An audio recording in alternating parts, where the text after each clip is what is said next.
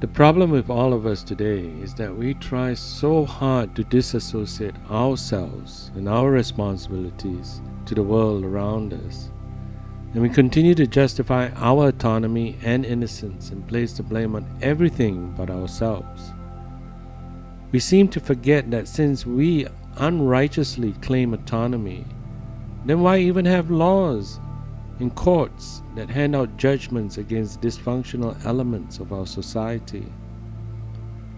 The belief that these self-implemented checks and balances allows us the glorious proclamation that we are responsible, and judge the guilty and remove them from society, giving us an illusion that evil has been put away. We have sociologists who valiantly proclaim socio-environmental influences that nurtures evil and feeds its insatiable appetite, till one day it rebels against the ordered structure of society. Even if such a proclamation were true, and society itself is the breeding ground for evil, then wouldn't it be a logical defense for a perpetrator to place the blame on society? Shouldn't society or the people involved within the perpetrator's environment be held responsible for the crime as well? It would dictate that people around the accused should also be held responsible for nurturing the crime. That would be the logical course if we were to blame the environment we live in as breeding grounds of evil. We proclaim justice served when we disregard the fundamental fact that humanity is inherently evil. That sounds like a bold statement, but why then hasn't society disintegrated and become unraveled? The fact remains that with this inherited deficiency within each and every one of us is a moral foundation that dictates the boundaries we are willing to explore. We know the difference between right and wrong. We have the moral limits to what we are willing to venture out to do. We test these limits every day with thoughts and covetousness, sexual desires, monetary temptations. Then when we hear a respected individual who walked over these moral boundaries, and we exclaim in shock and utter disappointment and ask why.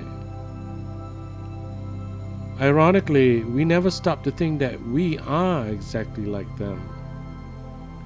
Unless we realize that evil itself is a part of us, and unless we subscribe to a platform of accountability, humanity will continue its downward plunge.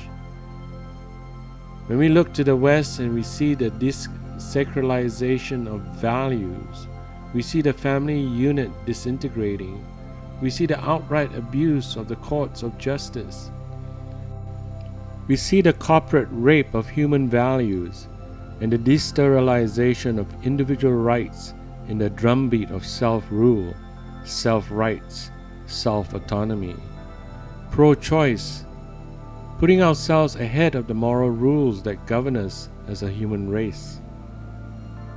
We literally have become gods ourselves. Damned are we believe in this self-righteousness, self-declaration of autonomy. Then our appetite will ultimately be from dust we came, and to dust we shall return. By no means do we have to relinquish the joys of our existence by subscribing to a transcendent rule of absolutes. It sets the order to humanity without removing the joys and peace life offers. We are inherently evil within our own nature, and the sins that we bear will be judged.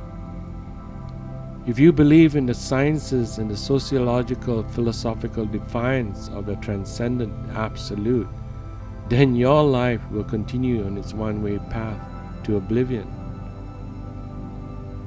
There is a path to redemption, but it will never reveal itself until its grace is bestowed. Until you accept the fact that you are doomed. Until that realization is accepted, your hopes are diminished. There is only one transcendent absolute that sets boundaries and are guards to our lives.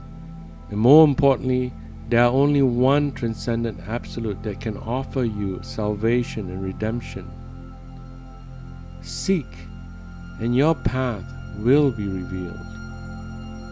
Ask, and it shall be said to you. Knock, and that door shall open to a new beginning.